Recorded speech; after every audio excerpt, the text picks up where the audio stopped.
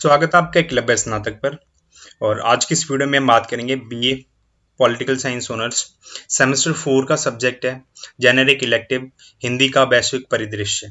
इसकी यूनिट 1 है। यूनिट 1 का चैप्टर नंबर 1 है जिसका नाम है वैश्वीकरण हिंदी भाषा संस्कृति और साहित्य। तो इसको हम डिस्कस करेंगे। इसकी जो पीडीएफ है वो आपको टेलीग्राम चैनल पर मिल जाएगी। आप एकलव्य स्नातक 1 सर्च करके टेलीग्राम चैनल ज्वाइन कर सकते हैं और इस पीडीएफ को डाउनलोड कर सकते हैं। बात करते हैं पहले क्वेश्चन की। तो वैश्वीकरण का क्या अर्थ है, व्हाट इज ग्लोबलाइजेशन, तथा इसके इतिहास पर चर्चा कीजिए। तो ये जो आपका पूरा सिलेबस है वो हिंदी में ही रहेगा, ठीक है। क्वेश्चन पेपर भी हिंदी में आएगा, तो अच्छा है हिंदी में हम करें इसको, ठीक है। तो वैश्वीकरण का शाब्दिक अर्थ होता है विश्व का एकीकरण, यानी कि पूरे विश्व का एक हो जाना। The integration of world is called globalisation. तो एकीकरण जो होता है वो विभिन्न स्तरों पर अपना प्रभाव डालता है, जैसे सामाजिक स्तर पर, यानी कि इसमें कुछ सामाजिक गतिविधियां भी होती हैं, आर्थिक गतिविधियां होती हैं, राजनीतिक गतिविधियां और सांस्कृतिक गतिविधियां इसमें शामिल होती हैं। वैश्वीकरण के अंतर्गत व्यापार को देशों की सीमाओं से परे विश्वव्यापी बनाने का लक्ष्य रखा जाता है। यानी कि व्यापार करने के लिए, ट्रेड करने के लिए हमें किसी देश की सीमा हमें रोक नहीं सकती है। हमें उसको एक विश्वव्यापी बनाना है, एक ब्रॉडर कॉन्सेप्ट पर सोचना है, और व्यापार करने के लिए किसी भी देश की सीमाएं आपस में एक बाधा नहीं बन सकती है, ठीक है। तो देश की जो सीमाएं होती हैं व्यापार करने के लिए, उसको खत्म करने का इसमें लक्ष्य रखा जाता है। वैश्वीकरण न तो केवल आर्थिक परिघटना है और ना ही सांस्कृतिक है, यानी कि ना ही ये आर्थिक रूप से पैदा हुई है और ना ही ये सांस्कृतिक रूप से पैदा हुई है। इसमें हमें अलग अलग तरह की गतिविधियां देखने को मिलती हैं जिससे कि वैश्वीकरण का जन्म हुआ है। वैश्वीकरण ने जन सामान्य का विश्व के विभिन्न भागों में आवागमन सुलभ बना दिया, यानी कि चाहे हम फिजिकली रूप से एक स्थान से हमें दूसरे स्थान पर जाना हो, शारीरिक रूप से एक स्थान से दूसरे स्थान पर जाना हो, तो बहुत आसान बनेंगे। और अगर हमें मानसिक रूप से भी जाना हो, अगर हमें तकनीकी रूप से भी किसी स्थान पर जाना हो, तो हम आराम से जा सकते हैं वहां पे। श्री रघुवंश मणि के अनुसार वैश्वीकरण से तात्पर्य एक रूपता की प्रक्रिया से है, यानी कि सेम एक चीज, एक जैसी दिखने वाली चीज की एक जो प्रक्रिया होती है वो होती है एक रूपता की प्रक्रिया से है, जिसके अंतर्गत वस्तुओं, सेवाओं, उत्पादन साधनों, टेक्नोलॉजी का बिना सरकारी नियंत्रण के देश की सीमाओं से परे सीधा प्रसारण से होता है।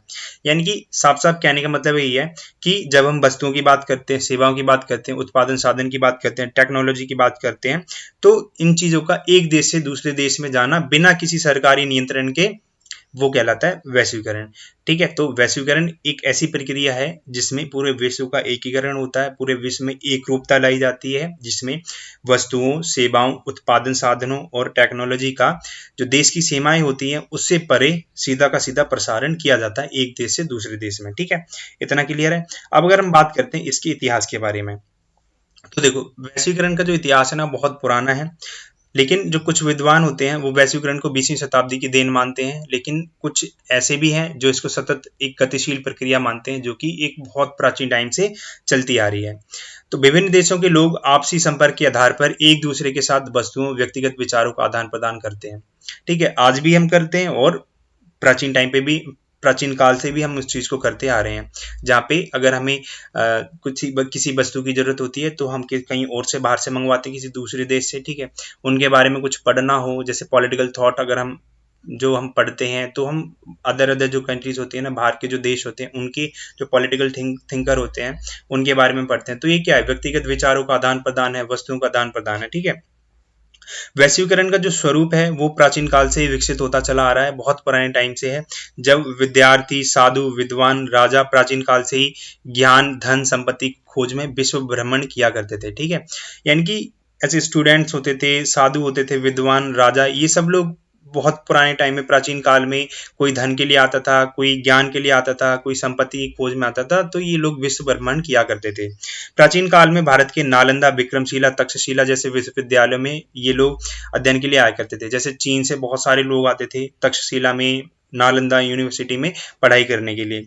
आधुनिक संदर्भ में वैश्वीकरण की जो शुरुआत है वो 16वीं शताब्दी के दशक में स्पेन और पुर्तगाल से शुरू हुई मानी जाती है, ठीक है। जहाँ पे पुर्तगाल का जो व्यापार था वो अफ्रीका और भारत के साथ में पहला प्रमुख रूप था वैश्वीकरण का। अब उसके बाद क्या था, हुआ कि औद्योगिक क्रांति आई ब्रिटिश में, ठीक है। तो ब्रिटिश ईस्ट इंडिया कंपनी ने औद्योगिक क्रांति का लाभ उठाने के लिए नए बाजारों की खोज की, नई नई टेक्नोलॉजी बनी थी, ठीक है, नए नए उद्योग धंधों की स्थापना हुई थी, उसको बेचने के लिए एक नए बाजार की खोज ब्रिटिश ईस्ट इंडिया कंपनी ने शुरू की थी। 17वीं शताब्दी में वैश्वीकरण लाभ केंद्रित व्यापार बन गया, यानी कि वैश्वीकरण का मुख्य उद्देश्य क्या था? लाभ कमाना, व्यापार इस उद्देश्य से करना कि सबसे ज्यादा पैसा कमाया जा सके। वैश्वीकरण का वर्तमान स्वरूप 20वीं शताब्दी में प्रारंभ में प्रकट हुआ है, ठीक है। इसमें क्या था? संपूर्ण विश्व को एक विश्व ग्राम का रूप देने का प्रयास इसमें किया गया था। जो पूरा पूरा वर्ल्ड है उसको एक वर्ल्ड विलेज का रूप देने का इसमें कोशिश किया गया था। उसी के तहत 1991 में भारत सरकार ने महत्वपूर्ण सुधार के अंतर्गत उदारीकरण, निजीकरण और वैश्वीकरण को अपनाया, यानी कि जो एलपीजी सिस्टम था, एलपीजी रिफॉर्म्स थे, वो इंडिया में करे गए, लिबरलाइजेशन, प्राइवेटाइजेशन और ग्लोबलाइजेशन, ठीक है। तो ये है पूरा वैश्वीकरण का छोटा छोटा सा इतिहास। अब बात करते हैं वैश्वीकरण के प्रभाव। अब कोई भी चीज होती है वो दो रूप से प्रभावित करती है, एक सकारात्मक रूप से और दूसरी होती है नकारात्मक रूप से, ठीक है। अब हम दोनों की बात करते हैं, सकारात्मक रूप से किस तरह से और नकारात्मक रूप से किस तरह से। तो पहले बात करते हैं सकारात्मक रूप से।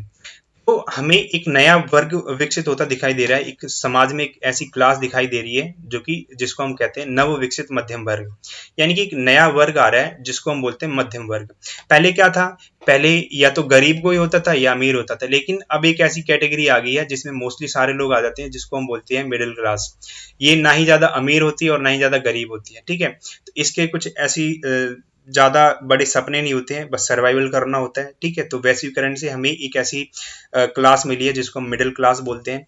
इसमें वैश्वीकरण से क्या है? हमें नई तकनीक का विकास अलग अलग तरह की चीजों का हुआ है, नई तकनीक नई टेक्नोलॉजी का इसमें डेवलपमेंट हुआ है, यहाँ पे नई उद्योग धंधे इनका विकास हुआ है, ठीक है। अलग अलग जो स्किल्स आई हैं लोगों के अंदर में, उनकी वजह से नई नई जो बिजनेस आइडियाज हैं, स्टार्टअप हैं, वो स्टार्ट हुए हैं।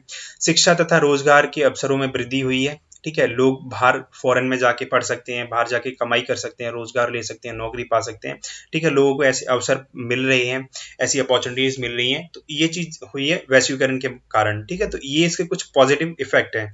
अब बात करते हैं नेगेटिव इफेक्ट। किस तरह से ग्लोबलाइजेशन ने हमारे पूरे वर्ल्ड को, हमारे देश को नेगेटिव रूप से इफेक्ट करा है।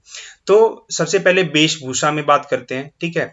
अगर हम देखते हैं तो हमारी जो इंडियन कल्चर में भी अगर हम हमारी जो ड्रेसिंग सेंस है उसको देखते हैं तो वो कहीं ना कहीं आज वो तहस नहस हो गई है, ठीक है।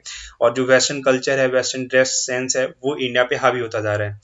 भाषा भी एक तरह से प्रभावित हुई है। भाषा में अंग्रेजी भाषा इस तरह से प्रभावी हो गई है पूरे भारत में कि वो एक ज्ञान का एक जिसको अंग्रेजी भाषा आती है वो सबसे ज्यादा ज्ञानी माना जाता है, ठीक है। तो इस तरह से भाषा, जो हमारी जो स्थानीय भाषा होती है, लोकल लैंग्वेज होती है, वो एक तरह से खत्म होती चली जा रही है, ठीक है। हिंदी का भी जो महत्व है वो धीरे धीरे कम होता जा रहा है। किसकी वजह से? वैश्वीकरण की वजह से। पूंजीवादी मानसिकता का यहाँ पे महत्व बढ़ा है। लोग अपने फायदे के लिए, पूंजीवाद के लिए काम करते हैं, ठीक है। समाजवाद का यहाँ पे महत्व कम होता जा रहा है। नैतिक मूल्यों का आउट ऑफ डेट हो जाना, यानी कुछ ऐसे हमारे एथिकल वैल्यूज होती हैं जिसको अगर हम आज प्रैक्टिस करते हैं, उसको अपने व्यवहार में लेके आते हैं, तो उसके बाद लोग हमें आउट ऑफ डेट बोलते हैं, किस पुरानी सदी में रह रहे हो तुम लोग, ये करते हो, ये फलान ढिमकान, ठीक है। तो इस तरह से कहते हैं आउट ऑफ डेट हो जाते हैं। फिर शिक्षा में बहुत बड़ा बदलाव आया। हमारी जो एजुकेशन सिस्टम है उसमें इंडियन कल्चर को तो इस तरह से दिखाया जाता है, ठीक है, बिल्कुल अवैज्ञानिक तरीके से दिखाया जाता है। तो इस तरह से, और जो वेस्टर्न एजुकेशन सिस्टम है उसको हम पे जबरदस्ती थोपा गया, तो उसको हम पढ़ने के लिए भी मजबूर हैं। फिर जो शास्त्रीय संगीत होते हैं उसकी लोकप्रियता में कमी आ रही है, और आज के टाइम पे ऐसे वल्गर वल्गर सॉन्ग बनाए जा रहे हैं और उसको एक मॉडर्न के एक आधुनिकता के नाम पे उसको फैलाया जा रहा है, ठीक है। तो ये कुछ उसके नेगेटिव इफेक्ट हैं ग्लोबलाइजेशन के। अब बात करते हैं वैश्वीकरण और हिंदी के बारे में। किस तरह से वैश्वीकरण ने हिंदी को इफेक्ट करा है, किस तरह से हिंदी वैश्वीकरण की जो पूरा वर्ल्ड है उसमें सस्टेन कर रही है, उसमें सरवाइव कर रही है। विश्वग्राम की ये जो अवधारणा है भारत की परंपरागत वसुधैव कुटुंबकम की मान्यता से बिल्कुल अलग है, उससे बिल्कुल भिन्न है। अब जो वसुधैव कुटुंबकम है वो हमें पता है क्या होता है। वसुधैव कुटुंबकम होता है यानी कि पूरे कुटुंब को एक अपने परिवार की तरह मानना। ठीक है, तो परिवार से जो संबंधित भारतीय जीवन मूल्यों की प्रकृति है, प्रतिकृति है, यानी कि कॉपी है, जिसको हम वसुधैव कुटुंबकम बोलते हैं। इसका मुख्य उद्देश्य स्पष्ट है, आपसी सहयोग, सबका सुख, शांति, समृद्धि, सबका सांस्कृतिक उत्थान। ठीक है, यानी कि लोगों के बीच में आपसी सहयोग बढ़े, सभी लोग सुखी रहें, शांति रहें, सबके पास समृद्धि आए, सबका सांस्कृतिक उत्थान हो। ठीक है, अब क्या है, अब वैश्वीकरण में क्या होता है, सबको एक जैसा बनाया जाता है, लेकिन वसुधैव कुटुंबकम में सबको सहयोग किया जाता है, सबके सुख की बात की जाती है। अब सुख हम सब एक जैसे हो जाएंगे तो सुखी कहाँ से रह पाएंगे, शांति हमें कहाँ से मिलेगी, समृद्धि कहाँ से मिलेगी, और एक जैसे हो जाएंगे तो हमारे अंदर जो सांस्कृतिक भिन्नताएं होती है, सांस्कृतिक उत्थान होता है, वो किस तरह से हो पाएगा।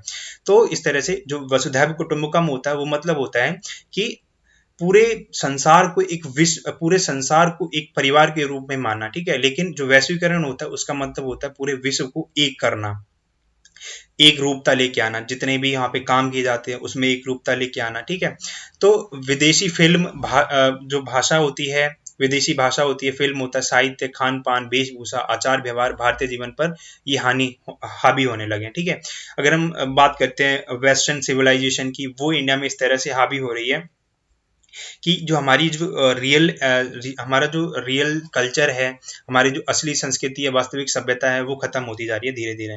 जो वैश्वीकरण है वो एक रूपता के पक्ष में है, जो कहता है कि पूरे विश्व में एक ही भाषा होगी, जो वैश्वीकरण के विस्तार में सहायक सिद्ध होगी। अगर पूरे विश्व में एक जैसी भाषा होगी तो वो हमें एक जो वैश्वीकरण को प्राप्त करने में बहुत ज्यादा मदद करेगी।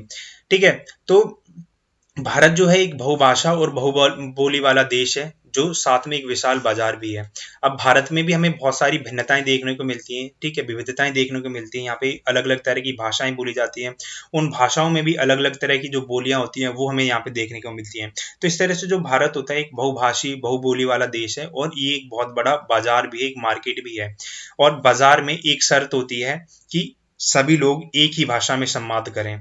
अगर कोई कस्टमर आ रहा है, वो बोल रहा है हिंदी, और दूसरी साइड है एक तमिल वाला आदमी है कोई भी, तो हम किस तरह से कम्युनिकेट कर पाएंगे। लेकिन अगर मार्केट में इसको भी हिंदी आ रही है, इसको भी हिंदी आ रही है, अगर हिंदी वाले को तमिल आती है, तमिल को हिंदी आती है, तो इस तरह से भाषा में एक जैसी रूपता आ जाती है, तो संवाद करने में आसानी हो जाती है। और यही मकसद है ग्लोबलाइजेशन का, वैश्वीकरण का, कि भाषा सब जगह एक जैसी हो जाए, जिससे कि हमें हमें संवाद करने में, कम्युनिकेशन करने में आसानी रह सके।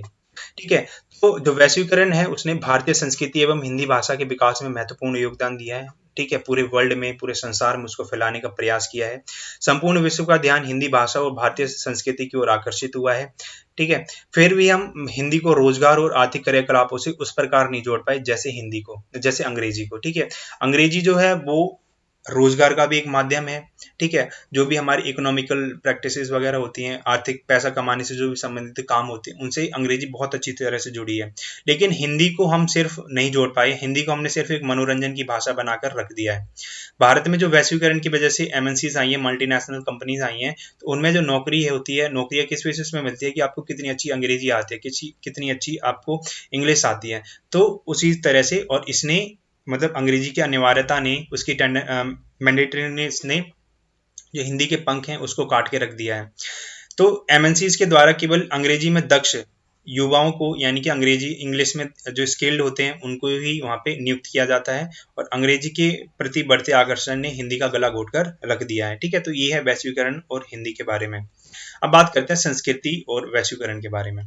तो उत्तम प्रकार से सम्यक रूप से किया गया कोई भी कार्य संस्कृति का अंग होता है, यानी कि हम कोई भी काम करते हैं अच्छे तरीके से, अच्छी आचरण से, वो संस्कृति का अंग होता है। किसी भी समाज में रहने वाले मनुष्य को नैतिक, आध्यात्मिक, सामाजिक, साहित्यिक, राजनीतिक और आर्थिक एवं जो कलात्मक भाव होते हैं, वो संस्कृति के अंतर्गत आते हैं। जो संस्कृति होती है किसी व्यक्ति, किसी समाज का जो आंतरिक और बाहरी उन्नयन होता है, उसको संस्कृति कहा जाता है। जो संस्कृति होती है उसका निर्माण किसी राष्ट्र या समाज के विचार, कार्य, उसके वचन, आचार व्यवहार और उनके द्वारा जो विकसित जीवन मूल्य होते हैं उनसे होता है। वैश्वीकरण के कारण पश्चिमी जीवन दर्शन है वो है व्यक्ति केंद्रित हो गया और भोग प्रधान हो गया है। भोग प्रधान यानी कि हम चीजों को सिर्फ और सिर्फ हम उसको भोगते जाएं, उसका उपभोग करते जाएं। ठीक है, तो इसमें क्या है, वर्तमान में जियो, खाओ पियो और मौज करो। ठीक है, ये है भोग प्रधान एक दर्शन है, जिसमें सिर्फ वर्तमान में रहो, खाओ पियो मौज करो, जीवित रहो इसी में, ठीक है, और इस्तेमाल करो और फेंको। जैसी मान्यताएं हैं उसने भारतीय संस्कृति के जनजीवन में विश्व फैलाने का काम किया है। जो भारत का नव विकसित मध्यम वर्ग है, एक मिडिल क्लास है, वो पश्चिम की चकाचौंध की तरफ बहुत ज्यादा आकर्षित हुआ है। ये चाहता है कि कम से कम समय में अधिक से अधिक पैसा कमाया जाए, और इसी टेंडेंसी ने, इसी एक प्रकृति ने, प्रवृत्ति ने, पैसा कमाने की होड़ ने जो संस्कृति है उसके विभिन्न तत्वों का गला घोट कर रख दिया। लोग बहुत ही जल्दी गलत काम करने के लिए तैयार हो जाते हैं, ठीक है। संस्कृति के जो अलग अलग तत्व होते हैं उनको उनको मतलब उनको इग्नोर करते हैं, उसको साइड में रख देते हैं और अपना काम करते हैं, ठीक है। संस्कृति की कुछ वाहक कलाएं होती हैं जो संस्कृति को फैलाने का काम करती हैं, जैसे साहित्य, संगीत, नृत्य, ये सभी है ना, ये सभी पश्चिमी आक्रमण से झटपटाने लगी हैं। अगर हम साहित्य की बात करते हैं, संगीत की बात करते हैं, नृत्य की बात करते हैं, मनोरंजन की बात करते हैं, तो आज के टाइम पे ऐसे ऐसे कॉमेडी शो होते हैं जहाँ पे संस्कृति का मजाक बनाया जाता है, देश का मजाक बनाया जाता है, भगवान का मजाक बनाया जाता है, ठीक है। तो एक फुअरता के नाम पे इस तरह से ग्लोबलाइजेशन ने इस तरह से संस्कृति को हमारी अफेक्ट करा है। फिर बात करते हैं वैश्वीकरण और साहित्य के बारे में। जो साहित्य होता है वो शब्द स जमा हित के मेल से बना है। साहित्य वह है जो सबके हित की बात करे, जो व्यक्ति का मार्गदर्शन करे संकुचित सोच से, यानी कि कुछ ऐसे नैरो माइंडेड लोग होते हैं, नैरो माइंडेड थिंकिंग होती है, उससे ऊपर उठाकर विश्व मानव बनाए, उसका अच्छे से विकास करे, उसे पशु से उठाकर सुसंस्कृत मानव बनाए, वह साहित्य है, ठीक है। यानी कि जो पूरी तरह से मानव का विकास करे वो साहित्य होता है। जो काव्य होते हैं, काव्य में भाव कला, बुद्धि का समाहार किया जाता है, यानी कि जो काव्य लिखे जाते हैं उनमें भाव होते हैं, कुछ इमोशंस होते हैं, कुछ ऐसी स्किल होती हैं, हमारी इंटेलिजेंस होती है, उनको समाहित किया जाता है। पिछले कुछ सालों में हिंदी साहित्य की रचना दिन दोगुनी चार चौगुनी हुई है, बहुत ज्यादा वृद्धि आई है इसमें, और हिंदी में साहित्यकारों की बाढ़ सी आ गई है, ठीक है। और ये हुआ है वैश्वीकरण की वजह से। वैश्वीकरण ने संस्कृति की भांति साहित्य को भी नकारात्मक रूप से प्रभावित किया है। अब वैश्वीकरण है वो सिर्फ नकारात्मक रूप से किसी चीज को प्रभावित नहीं करता है, वो पॉजिटिव भी करता है। तो इसी तरह से हिंदी साहित्य में जो साहित्यकारों की जो बाढ़ आई है वो वैश्वीकरण की वजह से आई है। लेकिन वैश्वीकरण की वजह से जो पूरा का पूरा जो लिटरेचर है, वो साहित्य है, वो नकारात्मक रूप से भी बहुत ज्यादा प्रभावित हुआ है। जो साहित्य के प्रभाव में बाजार ने अपनी विनाशकारी भूमिका इसमें भी निभाई है। साहित्य पर सबसे बड़ा संकट यह है कि इस मशीनी युग में कोई भी साहित्य नहीं पढ़ना चाहता है। इसमें क्या है, पुस्तकें खरीदने एवं बेचने की जो संस्कृति है वो विलुप्त सी हो गई है। अब जो वैश्वीकरण है उसने साहित्य के पंख काट दिए हैं और उसे आकाश की बुलंदियों से नीचे गिराकर जमीन पर तड़पने के लिए छोड़ दिया है, ठीक है। तो ये किया है वैश्वीकरण ने साहित्य के साथ में। और ये थी यूनिट 1 का पहला नंबर 1 है। और अगर आपको कोई भी डाउट हो तो आप कमेंट करके पूछ सकते हैं, और इसकी जो अगले चैप्टर्स हैं वो भी बहुत जल्दी आएंगे, ठीक है। और अगर इसकी जो पीडीएफ है वो आपको टेलीग्राम चैनल पर मिल जाएगी, तो आप एकलव्य स्नातक 1 सर्च करके टेलीग्राम ज्वाइन कर सकते हैं। Thank you.